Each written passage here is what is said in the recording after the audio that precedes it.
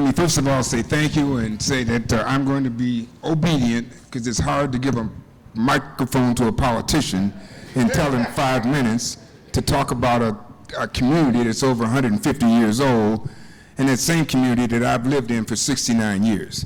Well, almost 69 years. I'm a few months shy. So this brother here that was at Farragut, I do remember you. I went to Farragut during the summers. And you probably remember Miss Shavenko that was over there. She was everybody's Spanish teacher. But my name again is Arthur Turner. I was born and raised here in North Lawndale. In fact, when I was born, I lived on 11th and, we lived on 13th in Albany. My mother and my grandmother were there. They worked at the nursing home on Albany. It was just north of Ogden Avenue. There was a nursing home on the north side of the street, and there was one on the south side of Ogden Avenue. In 1954, we moved on Harding in the 2100 block. We were, I think, the second family on that block in 1954. I went to Blessed Sacrament Grade School because my parents, my father, who had a third grade education, and my mother, who did not complete high school, liked the way the Catholic schools, what they did in terms of you get out at 3 o'clock, you walk this line, and so they felt that I would be safe going to the local Catholic schools. So I went to Blessed Sacrament, graduated from there. My father, who by the time I graduated from grade school, was fortunate enough to get a job working at the Board of Ed as a laborer, said, well, look, you can go to Farragut for high school. Well, having went to a Catholic grade school and all my friends were going to Holy Name Cathedral and St. Philip's and the other schools, I go, well, look, I'm going to St. Mel. That's where I want to go. And we had this debate, and my mother said, well, that's where we're going to send him. And so Mom always, I won't say always won out, but the decision was made to go to St. Mel. At the same time, I told myself, well, I'm going to St. Mel. I need to do something to prove to my parents, and particularly to my father, that this is an investment worth making. So when I went to St. Mel, I got a job working part-time, as I thought, to help pay the tuition. I guess it just helped on the bus fare. But I got a job working, the first job was at a drugstore, it was Jaston's Drugstore, which was on the corner of Roosevelt and Keeler. Yes. And I was working at that drugstore in 1968, 69, when the riots came. So in 1968, when the riots came to North Lawndale, I witnessed firsthand the burning. I mean, literally, buildings were going up as I was getting off work that evening going home. So I also witnessed the shopkeepers setting their shops on fire. I witnessed them coming out, loading up their cars, and then all of a sudden the building would go up in flames. And so although we were accused of setting a lot of the fires, I can remember Shoe City on 14th and Pulaski. In fact, when I left the drugstore, after it caught fire, I eventually walked over to Better Boys Foundation, and as Derek was talking about boxing, Derek, I had an opportunity, we didn't have rings on the outside. We were fortunate at that time to have an organization called Archie Moore's Boys Club. I went to Archie Moore's Boys Club because I thought I needed to learn how to fight. I went to Catholic school, so I need to learn how to be able to protect myself. I walked into Archie Moore's gym, and there was a guy there named Mr. Fox. And I said, I want to box. He gave me a set of gloves. I stepped in the ring. Some kid hit me, and my jaw went one way, and I went the other. I then left the gym on the first floor and went up to the third floor and said, I want to be in the tutoring program.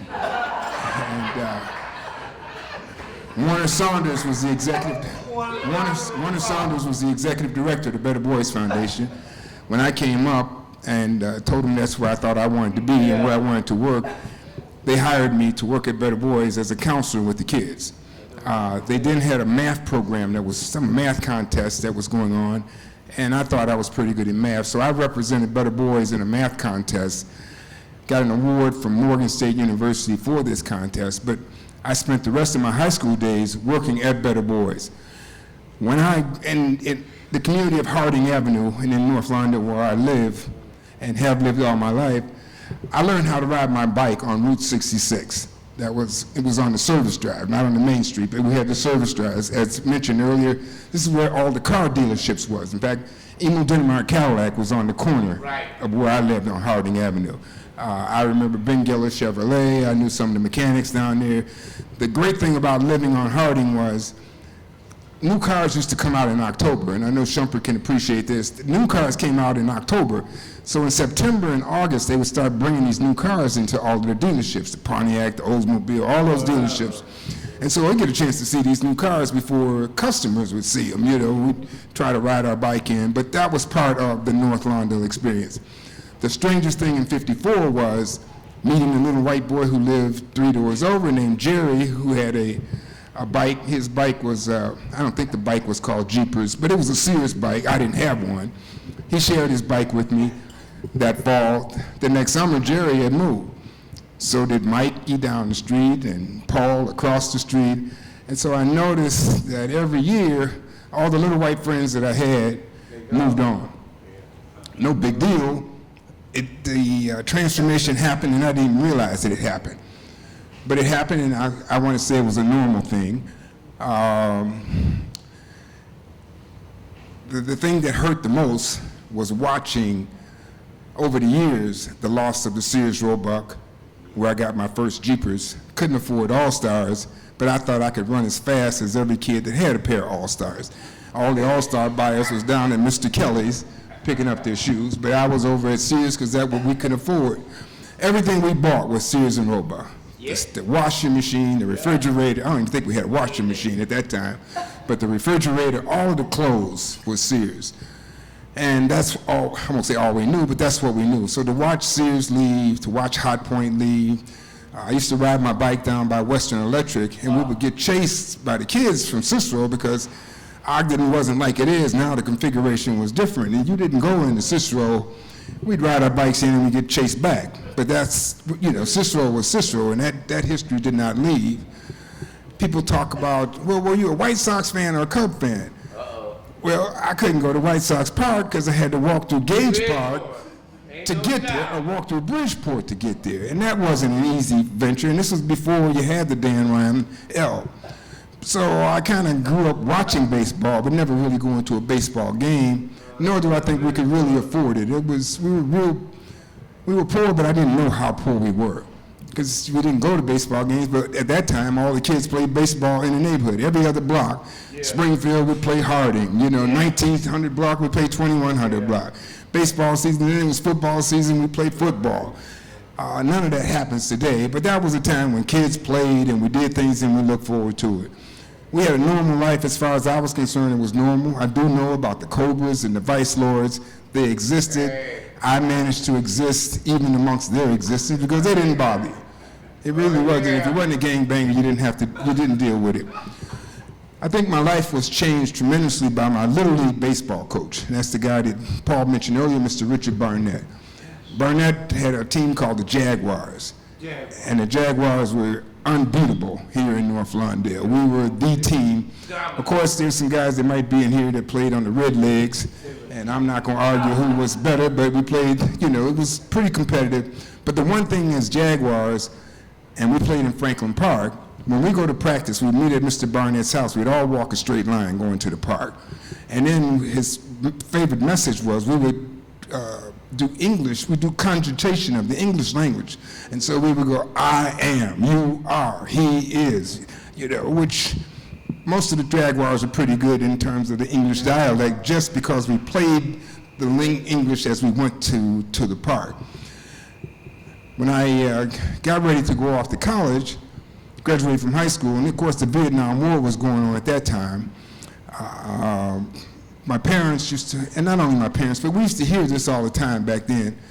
You can go off to school so you can get a degree and get away from here. That was the mantra. Go to college so you can get away from here.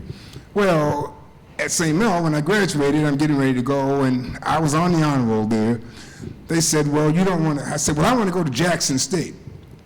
No, you don't want to go to a black college. They're not accredited. And I go, well, they say, well, no, you should go to anywhere but Jackson State or Grambling. So, well, they didn't even talk about Morehouse then. Ultimately, I wound up going to St. Joseph's College in Rensselaer, Indiana. This was 1969. I left the west side of Chicago to a town with one red light, not one African American ever lived there, or still lives there, and everybody knows what that experience was like then. You had Kent State, there was a lot going on, and so I learned a lot about life through that experience. I also had two real good friends who went off to the Nam, came back in a body bag. And at that point, I realized, because I grew up listening from the halls of Montezuma. We grew up at a time when, at 12 o'clock, the Indian Hit used to come on the TV at night. And you heard this long sound for the rest of the day. But from the halls of Montezuma was my theme. I just knew that I wanted to be a Marine until I saw these guys come home and I realized the war was real. And go, well, I'm not so certain I want to do it. In fact, I was granted a West Point Leadership Award from high school, but I was told I still had to get the congressional nomination from the congressman. I had a cousin who was at Harrison High School who wanted to go to Air Force Academy. We both got to be what they call first alternate. We could not get the congressman to give us the appointment. And at first I was upset. And then I go, after seeing my friends, I said, I don't want to go to West Point. And I chose the other route. But as I say, it made me decide I wanted to do something different. And I said, college is the way to go, and I'm going to stick with it. I left Indiana after the first year because it was just overwhelming in terms of this I couldn't figure out what was going on at the time. And I left there and came back to Illinois, and I went to school at Illinois State. Finished up with a degree from Illinois State University in business. I came home and we had just went through the transition from Hanrahan being our state's attorney, and Bernard Carey was the new state's attorney and the first Republican state's attorney to win in Cook County. Mr. Barnett, who was a postal employee, was just starting to be active in politics. He worked with Carey, and when I came home from college, he told me that Mr. Carey was looking for investigators. And because I had a business background, I got hired as an investigator in the state's attorney's office. So I was dealing with white-collar crime. So here I am, 21, back home, and I'm a cop, as far as all the boys in the neighborhood were concerned. And I'm trying to tell them that I'm not a cop, I'm just an investigator in the state's attorney's office.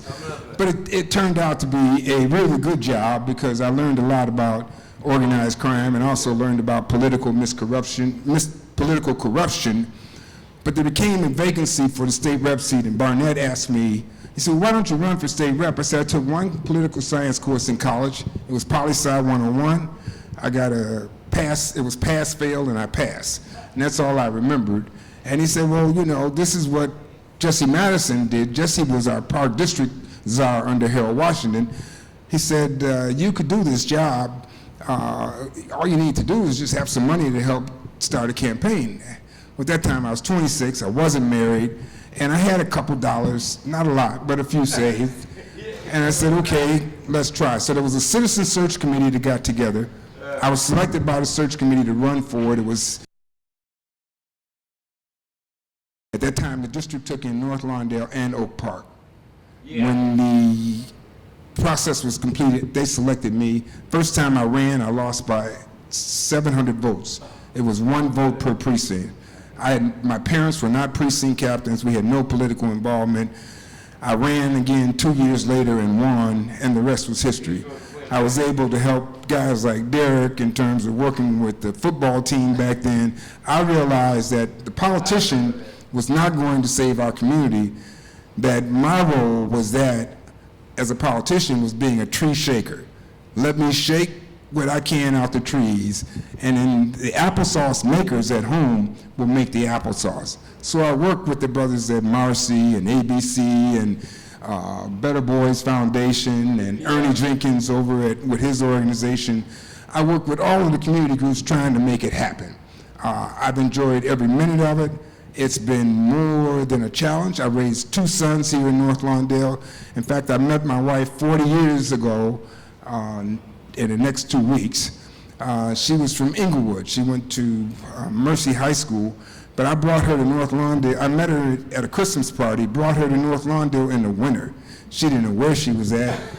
It snowed, and she thought that this was Douglas Park was the prettiest place she could ever see. It was a year and a half later, I asked her to marry me and said that we're going to stay in North Lawndale. She agreed to that. 3 years later, we had our first kid, and when that child was born, I said, I'd like for you to stay home to raise the kids until they're school age.